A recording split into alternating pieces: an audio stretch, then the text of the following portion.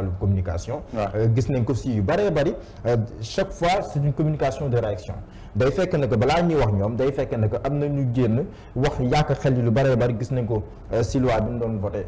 modification code pénal ak code de procédure pénale opposition bi génn na wax en face il n'y avait rien ñoom bi ñuy génnaat di leeral fekk na ne ñee wax nañ lu bëree bëri loolu noonu moom mooy feeñ ci wàllum Covid-19 mooy feeñ ci leneen maanaam cette carence là au niveau de la communication moom moo leen di gàllankoor saa su ne waaye vaccin bi lu am solo la waaye nag day fekk ne que loolu pour mu jàll ña sa am xam-xam te itam sénégalais mën leen déglu ñooñu ñoo si war a gën a communiquer ñu si wax naam mais dafa mel ni des na. alors très rapidement bu ñu jógee ci li nga xam te ni moom moo nekk wàllum communiqué boobu nga xam te ni moom la ministre de la justice fësal dem ñu bëri di ko ŋàññi dañuy dugg ci li nga xam ne moom moo nekk ci wàllum mbas mi ñuy duppee Covid-19 ba léegi ak vaccin bi nga xam te ni quand même ba léegi sénégalais yi mënuñu quand même gëm ni vaccin bi ci boppam mën na laa faj wala mën na laa faj waaye tamit gëm na ñoo xam ne ba tey ji sax gëmuñ ni Covid-19 lu existe la ba tey ji te gis nañ ravage yi nga xam te ne am na ko fi gis nga armée yi nga xam te ne nii jamono ji nii mën nañu wax ne fees na dell bés bu yàlla sàkk dañuy dem sax ba ay problème fu ñu suul ay néew loolu aussi yow saw jàngat ci wàllu wi lan la. li koy misaal moom mooy boo jëlee sëg yu mel ni ya nekk sa département bu Pikine tàmbali woon naa fees waaye gis nañ ne gannaaw tabaski ak tey suul nañ fa lu ëpp téeméeri doomu aadama muy loo xam ne nii bu ñu sukkandikoo si ñi nga xam te ñoom ñoo yor sëg yooyu la jàpp nañ ne ñaar fukk ak juróom-ñett lu ñu mel amul kon loolu munoo bañ a def rapport entre ñi nga xam te ni dañuy ñàkk seen bakkan ak tawat bi nga xam te ni moom moo fi nekk rawatina troisième vague bi nga xam te ni variant delta moom moo si wulee ñaay donc pour vous dire que fu mu toll nii ña ko doon weddi sax amaana ñu ngi koy wàññi bu baax parce que même boo xoolee réticence bi nga xam te nii moom moo amoon si wàllum ñàkku yi gis neen ne si barab yan yi ñàkkee jamono ji boo fa demee dafay fees dell kon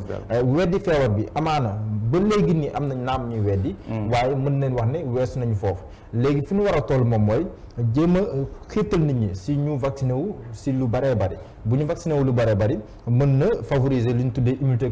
collective bi nga xam te nii jàpp nañ ne bés bu ñu fa àggee si benn niveau bi foofu noonu mën nañoo gaaw a delluwaat si suñuy activité waaye fiat ñu ngi ñàkku ñee ñàkku ni tamit day mel ni ab jafe-jafe bu rëy lay indi parce que aussi boo ñàkkoo nekk koo xam te ni ñàkkuwul amaana mën na gàllankoor donc day doon benn responsable du yem si yow kese parce que comme li Emmanuel Macron wax keroog xam nga am na yoo xam ne nii bu yemee si yow baax na waaye bu nekkee da nga jàpp ne si yow la yem te mën a gàllankoor keneen foofu noonu liberté mënatu fa am mënatul fa wax ay yenn droit yi waaye tamit dañuy nekk loo xam ne nii dañuy sóoraal li ñu tuddee intérêt général te jamono ji loolu la ñu war a xool rawatina li nga xam te ni moom la ñuy dund si mbas mi ñu des ci ba tey ci Covid-19 avec ses dégâts gis nañ Covid-19 tax ba combat wala ay lamb yu nga xam te nii naroon nañ ko fee samp ci biir réew mi tax ba ñu reporté ko dàq ko ba beneen yoon ki ko def moom mooy le gouverneur de Dakar ñu bëri tamit jàpp ne ci làmb ji wala sax ci mbër yi lu ni mel nekk na décision bu nga xam te ni monde lutte wala sax ñi nga xam ne ñu yëngatu ci wàllum làmb respecté wuñu leen yow soo jàngat aussi par rapport ak lu ni mel lan la. waaw xam nga situation bu xaw a complexe moom lañ nekk jamono ji mën nañ comprendre le gouvernement sénégalais à travers mesure bi nga xam te nii le gouverneur de Dakar jël na ko parce que gouverneur de Dakar moom mooy le président de la République au niveau régional. Effectivement. Donc moom bu gisee ne am na ay mbir yoo xam ne nii amaana buñ ko si defee motukaay ya sa war duñ ko mën a jël ngir aar askan wi. C'est compréhensible que ñu jël ay mesures waaye fu mu toll nii fi ñu toll si feebar bii di Covid-19 yenn mesures yi war nañ mën a xool nan lañ koy jëlee parce que lii fi am ba am mooy fu mu toll nii jógee gu fi comme jógee gu fi nag te mënunoo wëy di tëj suñu bopp mënunoo wëy tamit di tëj ay nit di gàllankoor ay nit yu si mel ni mbër yeeg ñeneen ñi nga xam te ni ay artistes leen ñi nga xam te si loolu la ñuy dund foog ñu xool nan la ñuy jéem a adapté ñoom seen activité ak li nga xam te ni moom mooy mbas mi bokk na si gën a respecté gestes barrières yi mais seulement xam nañ ne si milieu lamb loolu lu jafe lay doon même nekkee théoriquement mën nañ koo wax wàññi nombre yeeg yooyu mais xam nañ ni tamit am na doo si mën a àgg waaye xam nañ ne public bi ñëw si lamb ji si boppam waaw public boobu public bu naqaree waaye xam nga mesure dafa am li muy àndal mesure boo gis dafay ànd ak accompagnement mais mel ni fu mu toll nii wàllum Covid-19 yi jafe-jafe yi ñu am si wàllum gafaga réew mi moom moo waral dañuy jël mesure waaye duñ si teg ay accompagnement maanaam boo jëlee benn mesure boo xam ne ni am na ñu mu gàllankoor si wàllum koom parce que mbër yi nga xam te nii dañoo waroon am combat waroon ko bëri daaw ñu dàq ko ñoo nañ ko bëri ren ñu dàqaat ko ba kenn xamul donc ñooñu am na loo leen gàllankoor si wàllum koom ñooñu ñu jara accompagner leen amaana bu leen accompagner woon dina tax mbir mi gën a oyof waaye d'une manière générale foog tam ñu gën a teg affaire bi jéem koo xoolaat parce que aussi waruñu gérer mbirum mbas mi de manière paradoxale gis nañ ne am na yeneen ndaje yoo xam ne nii aussi dina foofu la justement voilà na ñëw gis nañ ne am na yeneen ndaje yoo xam te nii dina sam même bu nekkee ndaje yi bokkunu nature yi tamit waaye fu mu toll ni moom mbas moom ndaje la rek ay mbooloo yu daje benn la rek kon yenn mën a dàq dinañ ko dàq yenn mën a tere dinañ ko tere yenn mën a jël mesure ñu jël mesure waaye lii gënoon moom mooy ñu fexe ba lépp ñu jéem koo tenir waaye tamit ñu jéem a xool nan la ñuy gën a sàmmonteeg ak ndigle kër docteur ndaxte loolu tamit moom mooy gën si réew mi gën si waa réew mi indi daal waaye tamit indi loo xam te nii ab dina gën a ñoŋal daal suñu koom. d'accord Mouhamed Diallo donte ne Covid 19 mu ngi wéy di def ay musibaam ci biir réew Sénégal mais Touba maintient son magal. waaw loolu lu ñu mënoon a xaar la ndaxte daaw tamit gis nañ ne malgré bruit bi si amoon yëpp on a tenu le magal te gis nañ ne biñ si génne yi tamit liñ si doon tiit amu si. gis nañ ne cas yi dafa wàccoon bu baax a baax. ba pare aussi daaw boo xoolee organisation magal bi tamit am na benn kuréel bu am solo boo xam ne nii tegoon nañ ko. ay comité scientifique beeg ñoo xam ne nii. benn comité boo xam ne da doon yëngul spécifiquement si wàllu mbas mi. ñoom docteur Khadim Ngom nekkoon fa ay anthropologue. Lamine Gueye sax voilà ñoom ñëpp nekkoon fa ay borom xam-xam ñoom tamit ñoom docteur Aliou Mbacké sama xarit maa ngi koy nuyu ñoom ñëpp ñu bokkoon sax def si liggéey bu am solo ba li nga xam te ni moom moo si am sa waaye dañoo waroon inspiré wu si loolu ñu inspiré wu si loolu ndaxte amoon na mbooloo bu takkoo takku mais organisé wu nañ de telle sorte que def nañ la leen fi yóbbu te lañ daan ragal amul donc modèle boobu lañ war a inspiré wu te tamit mën na favoriser quelque part li ñu tuddee immunité collective même bu nekkee ne aussi borom xam-xam yi dañ see wute te tamit beneen fànn Maañor Aidara fii nga xam ne nii si dëkk yi nga xam te nii fa la mbas mi gën a wulee ñaay tamit gis nañ ne am na ay ndaje yu bëree bëri yoo xam ne def nañ ko fa si wàllum tàggat yaram Europe bi tenir nañ ko fii lu yàggul donc mesure naam jël nañ fa ay mesures wàllum sport sànq Ousmane Dicko mu ngi koy juñu sànq am na ay mesures strictes yoo xam dañ koy jël mooy waral ñuy wéyal mais faaw tamit si Sénégal ñu toll foofu ba pare am nañ benn chance mooy askan wi majoritairement ay ndaw ñoo si nekk même bu nekkee ne Covid bi bàyyiwul ndaw ñi waaye tamit loolu c'est une chance boo xam ne nii aussi lu ñu war a mettre sur la table si grille d'analyse bi nga xam te ni moom la ñuy def si mbir mi. d'accord suñu avant dernier point bi nga xam te ne nañ ko waxtaanee mu soxal li nga xam te moom moo nekk conseil constitutionnel ay bés bi nga xam te ne ci la ñu nekk gis nañ kujje politique gi conseil constitutionnel daal di dàq li nga xam te ne nii ab recours bu ñu fa andi woon la ñu génn naan la ñu ko dàqee du yoon parce que ñoom lim bi ñu war a nekk ne motuñ également ci ginnaaw gi sax gis nañ ki nga xam te moom mu nekk le président de la République nommé waat ñett ci ay juges yoo xam te ni ñu nga fa ñaari góor ak benn jigéen mais déjà am na ci koo xam te nii quand même il pose problème muy Badio Camara. waaw Badio Camara yaa ngi reetaan waaw xam nga Badio Camara dafa am jaar si wàllum yoon si Sénégal moom balaa muy nekk fii nii si conseil constitutionnel bu ñu fàtte ne cour suprême la nekkoon cour suprême la nekkoon te lii gënoon ñu attirer attention ñu bari si ñoom mooy moom bi mu demee ba waroon à retraité moom dañ ko dolloon ay at mi loo xam ne nii juróon na coow lu bëri ba ñu bëri jàppoon na yi tamit tegul fenn am na sax yeneen coow yoo xam te nii juddu woon na si mbirum déclaration de patrimoine ak yooyu parce que aussi loi bi dafa leer bi président Macky Sall ñëwee bi muy institué OFNAC dafa amoon tamit lu mu àndool mooy képp koo xam ne ni da ngay gérer benn budget bu ëpp wala bu tolloog 1 milliard de francs CFA da nga war a def une déclaration de patrimoine yooyu noonu yëpp tamit ay coow juddu woon na si ndaxte ay kuy war a sàmm yoon kii war a def appliquer la loi aussi bu nekkee ne da lay dégg si yu mel noonu nga mel ni kuy gàntal ak yooyu indi woon na ay coow loolu yëpp tam waral ay yenn suspicion yi tey malgré tout desoon na fa ba jóge fa tey jii mi ngi si conseil constitutionnel waaye tamit foofu tamit li si gis mooy yéex naa am parce que conseil constitutionnel naam war na nekk si lim boo xam ne du mot waaye tamit loolu yoon daf ko encadré bu nekkee ne dafay nekk si lim boo xam ne du mot day fekk ne que loolu du doon lu wëy du doon lu sax day nekk rek de manière temporaire waaye bu nekkee ne par exemple ay mandat yu expiré la may fàttali ni que mandat bi c'est 6 ans mandat bu expiré la wala boom pour ñàkk bakkanam loolu noonu indisponibilité définitive la donc loolu li si war moom mooy si ni mu gën a gaawee ñu jéem a jël ñeneen teg leen fa waaye bu nekkee ne ñeent ñi ñoom ñoo tëju te si jamono joo xam ne nii ñeent déjà xam nga conseil constitutionnel juróom loolu ñu indi ko juróom-ñaar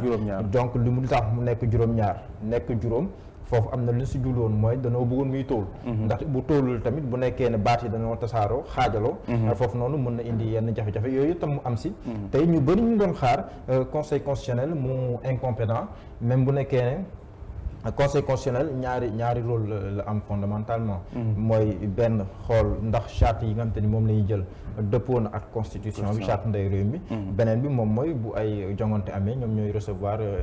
candidature yooyu ñoom ñoo koy càmbar waaye loolu yëpp tamit malgré tout conseil constitutionnel joxe ab décision jël si ay yenn motukaay yoo xam te ni jàpp nañ ne sax président de la république moom moo ko war a jël parce que moom moo yor lépp lu jëm wàll moom mooy le garant de la stabilité du pays. mais day jéng souvent loolu la gars yi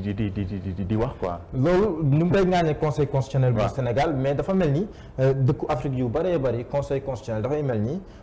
du ñu gàntal mukk loo xamante ni dafa moom mooy bëgg président mooy président en tout cas c'est une perception qui est là ñu ngi fàttaliku bu baax li nga xamante ni moom moo xewoon Côte d'Ivoire en 2010 ak le président du conseil constitutionnel d'alors Yaoundé nga xam ne moom moo ne woon ne Bongo moom moo nekkoon non Bagbo pardon moom moo nekkoon président moom moo ëbbatiku waxaat ne Ouattara moom mooy président yooyu gis nañ ko fi si ay conseil constitutionnel te ñoom ñaar ñu nekk mburoog soo instant bi sax mais voilà bakki démb rek dem na sa pale ba ñoom ñaar ñu ñëwante donc loolu noonu yëpp daf na war a yóbbee ngir ñu xoolaat repenser waat suñuy institution loolu fa lañ jëm parce que boo xoolee même président de la république balaa muy tabaat ñett membre mottali conseil constitutionnel bi amoon na coow lu bari lu mu juróon waaye dafa mel ni coow la mu juróon am na lu mu njëriñ ndaxte après clameur bi amoon si réseaux sociaux yi ay constitutionnalistes génn wax même bu nekkee professeur Ismaïla Madior Fall génnoon na lay mais lay tax koo dëgër noonu après gis ne ni il a réagi de la même façon qu'il a réagi suba yi tamit plus ñu dem askan wi ñoom ñooy jëlal seen motukaay boobu askan bi moom légitimité askan en dernier ressort conseil constitutionnel mun na nekk délégataire loolu moom mooy recevoir candidature yooyu mais en dernier ressort askan bi moom mooy tabb ab président de la république te askan boobu mi ngi gën a yeewu donc quel que soit ay manœuvres yu ñu mën a def quel que soit ay combinaisons yu ñu mën a def dinañ fi fekk ab askan boo xam ne ni mi ngi gën a yeewu koo xam ne ni kenn mënutu kaa nëbb dara te tamit xam neen bu baax wàllum citoyenneté ak quoi qu'on puisse dire mi ngi koy gën a jëmbat fii Sénégal te itam mi ngi gën a jëm kanam mbir yi dootul yombati comme nam daan yombee suñu ponk bu mujj bi ñu nar a waxtaanee mu nekk coowal kilifa bi nga xam te nii quand même mu ngi bokk ci mouvement bu ñu duppee Y'en a marre ñu koy tuumal ci defarum ay visa ki passeport boo xam te nii dëppoowul ak yoon démb def na conférence de presse weddi ba mu sedd wi ci tegee ci sax complot Sénégal képp kuñ fi tuumalati léegi da nga naan complot nga waaw benn déclaration de 15 minutes boo xam ne ni déglu naa ko bu baax moom mbirum coowal jaayam oto la wax donc waaye version loolu la version mbirum jaay oto waaye xam nga mbirum jaay oto mbirum visa sorontoon loolu effectivement donc loolu comme fu mu toll nii ay plainte ñu ngi ko si annoncé moom nee na dina saisir yoon waaye li ma si xaw a ñaaw lu tuuti rek mooy par exemple Y'en a marre bokkul dara ak kilifa mënul am jafe-jafe ak yoon ñu bëgg a jël wala boog ñu tuumaal kilifa ñu bëgg a jël Y'en a marre jëlu mettre loolu mettre ko est-ce que seen position yi ñuy défendre aussi waaw mais ñuy avancer il faut ñuy jaawar les personnages yi kilifa moom personnellement mu dugg si ay mbir moo defam deful loolu yoon moo koy leeral mu dugg si ay mbir ñu tudd ko si ay mbir loolu ça n'a rien à voir avec Y'en a marre mais bu ñu ko waxee ne Y'en a marre au cœur d'un scandale xawma de visa ou quelque chose comme ça foofu damay jàpp ne loolu écart la boo xam ne ni lu jar a éviter la ñu def la part des choses fii lii mu concerné kilifa la concerné te moom je pense qu'il a pris une bonne décision mettre en suspens toutes ses activités au niveau du mouvement Y'en a marre pour mettre à l'aise le mouvement Y'en a marre wane nag ku bëgg a dem leeral la parce que tam gor bu ñu tegee dara sa der da nga ko mën a leeral te Sénégal ab république fa ñuy leeralee mooy sa tribunaux yi léegi nag am na benn tendance bu commencé am doole lool Sénégal bu la tuumaale au lieu nga dem sa fa ñuy àttee nga setal sa bopp waaye si média yi ngay nekk di lay ak jénne ay kayit ak yooyu defe naa ne fu mu gën a leeree fu mu gën a amee solo mooy si wàllum yoon moom il a compris cela nee na sax moom dina porter plainte kon donc ñu xaar rek fa la si yoon di wannante di mujjee ki gëtëm loolu si ëpp solo alors Mouhamed bu fekkee am nañ ngeen ay question yu ngeen mën a sërxal bismillah très rapidement Ousmane Dicko amoo laajte mais Ousmane yow gan yi fi daan ñëw da nga leen daan sonal tey lu nga bañ ne doo sonal Diallo. non seulement daanaka dafa résumé actualité bi yëpp booy laajaat daanaka dem nga ñëwaat ci li mu wax ba pare rek. yéen ñiy seetaan gis ngeen de journaliste yi dinañ def bu doonee beneen gars yi moo fi ñëw ñu sonal ko seen. loolu solidarité journalistique la. ñu layam yi xam nga naan tontu na lépp ñu ko waree. xam nga lu tax dañuy xaw a moom journaliste la man journaliste la. dañuy xaw a bokk nu ñuy xalaatee. donc daanaka li may xalaat moom presque xalaat na ko ba pare da koy wax kon bu ma si ñëwaatee day doon répétition rek quoi. Aïda la même chose certainement. non pas la même chose parce que nous sommes en face de nous benn journaliste boo xamante ni quand même ba nëga ni Covid bu duggee tamit ñu ngi gis ni ñu ngi ciy def ay sorties lu point bu am importance ci semaine bi gis naa ko ñuy wax ni contamination 50 journalistes alors tey ji yow en tant que journaliste naka nga gisee tey taxawaay bu ñu war a amee ci ñooñu nga xamante ni daanaka mun na noo wax ni fu fajkat yi taxawee tamit ndax ñu ngi seen wet ndax gis nañ ay immersion ay yeneen ak ndaje yoo xamante ni ñuy def ñoo koy couvrir ana ban taxawaay la ñu mën a am ci ñoom itam ba ñàkk leen ci Covid bi. waaw gën a moytu moo tax damay rafetlu d'abord SYNPICS initiative bi nga xamante ni jël na ko. mooy maison de la presse ñu teg fa ab maakaanu ñàkkukaay ngir mbokk journalistes yeeg techniciens yëpp ñu dem foofu noonu pour ñàkku ji loolu dafa bokk si li nga xamante ni mën na gën a aar waa métier waaye tamit kër liggéeykaay aussi nañ gën a def ay effort ngir sàmm seen i employés donc loolu tamit dafa bokk si li nga xamante ni moom moo ëpp solo si mbir mi waaye tamit xam nga feebar moom daanaka bàyyiwul kenn ña sa marché yeeg ña sa bureau yeeg bàyyiwul kenn donc gën a moytu rek gën a sàmmonteeg ay digle kër docteur loolu daf si am solo lool waaye tamit fi ñuy gën a xaare journalistes yi moom mooy jamono ji même mu nekkee si réew mi mel ni Sénégal yu si bëree bëri dañ koy tëj pour nga am say xibaar day jafe waaye gën a gindi askan wi si lépp loo xam ne nii dafa làmboog wàllum tawat bi bu ñu xoolee réew mel ni Sénégal yi tamit gis nañ fii wàllum fond force Covid 19 ak coow li si tukkee woon yëpp loolu tamit day laaj askan wi am si ab gindeeku bu baax a baax ngir tamit ñu gën a xam fu ñuy taxaw ndaxte tamit foofu la jamono tollu jamono ji. merci beaucoup Mouhamed ci tontu yooyu donc ma jox. kii tamit Assou Diagne moom tamit def na affaire journaliste. non mais il a tout dit round de actualité donc. non loolu mënul ne.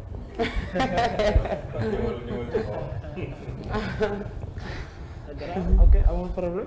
problème merci beaucoup kon Mouhamed gars yi nee leer na nañ dara lëndëmul. donc merci beaucoup Mañoon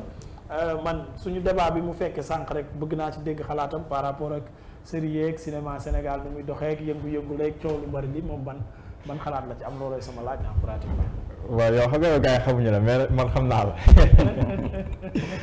bon en fait série lu lëj la ndaxte day doon loo xam te ni par exemple da lay dugal si ay dilemme yu doy waar effectivement Sénégal toll na foo xam ne nii peut-être la ñuy daw si série yi ndaw ñi ñu ngi koy seetaanee si yeneen anam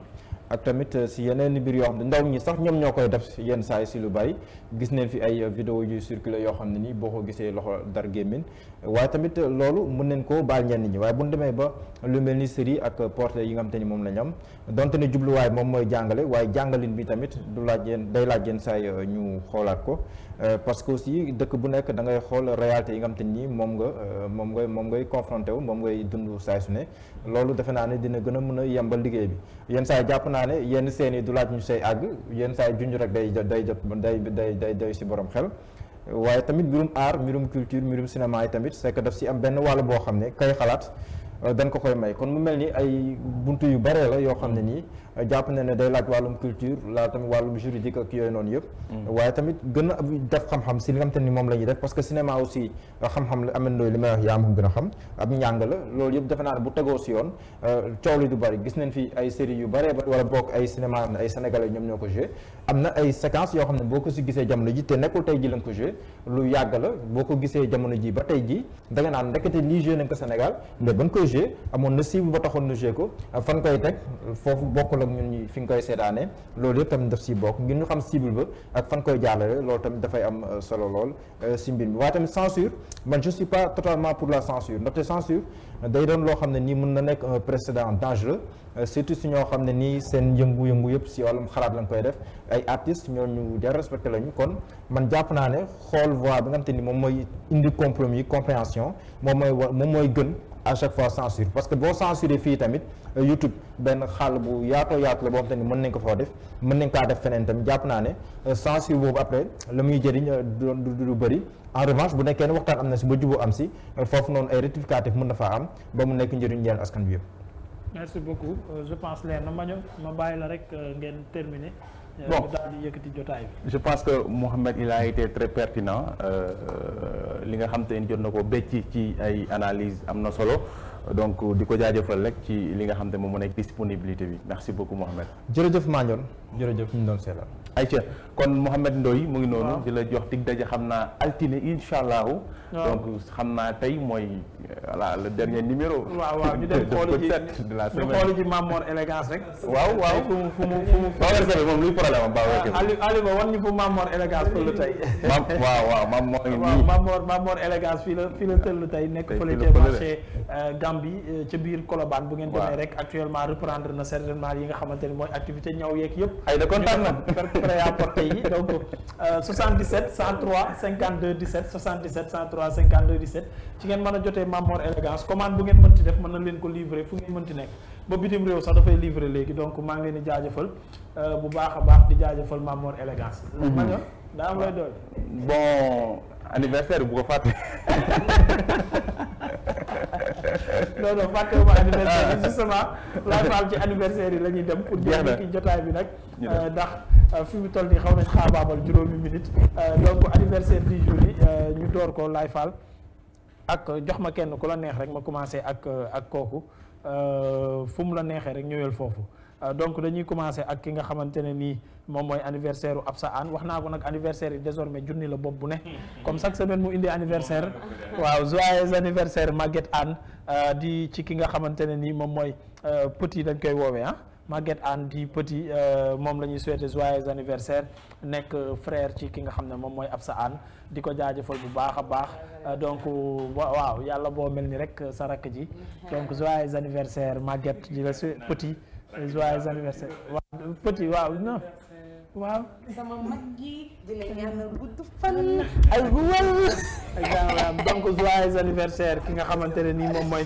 Maguette Anne waa bët set yëpp ak waa Seneweb yëpp ñu ngi lay souhaiter joyeux anniversaire yàlla na la yàlla defal tawféex taysir najaax ak salaam yombalal la jàppandal la sottandal la siggil la sagal la suturaal la defal la succès ci lépp looy mënti dugg ci baaxu nabi Moustapha sallallahu alayhi wa sallam ayca ñu dem xooli ci ku ci topp Mandione moom it indi na anniversaire am participer ko ci bés bi joyeux anniversaire Mboulé Sow donc nekk petit sœur Nabou Diouf Mboulé Diouf nekk petit sœur Nabou Diouf nekk yaay ci Mandione donc toute la famille Dioufène ñoo lay souhaiter joyeux anniversaire donc yàlla na la yàlla musal ci bët musal la cat musal la ci làmmiñ musal la ci pexe noonu bu fekkee amagoo jëkkër yàlla na yàlla def sa jëkkër nekk biir Seneweb nekk waxkat tonton di ko nga nekk technicien nekk waxkat doona amin booy amin waaw yàlla na ko yàlla dem donc mun lay saw joyeux anniversaire xam naa après foo ma jël sa numéro ñu defal la vidéo foo ma jël numéro ñu defal ko vidéo envoyé ko WhatsApp dafay am solo ci anniversaire yi maa ngi gis ñu wax amin ci suuf bañ naa ba ne waxkat j'ai bien bu précisé njëkk ki nekkoon ci waxu gi moo doon centré di maye mais tey daa jël yëpp centré ko ci non xam nga dafa am genre xeetu teint yoo xam ne boo ko gisee ak yenn sourire yoo xam ne da nga xam ne kii nitu wërsëg la waaw teint bi Kaaba ga la lay fàttali donc kii vraiment dafa am noo xamante ne nii daal mënul ñàkk a demee noonu ak moom ci diggante waxkat yi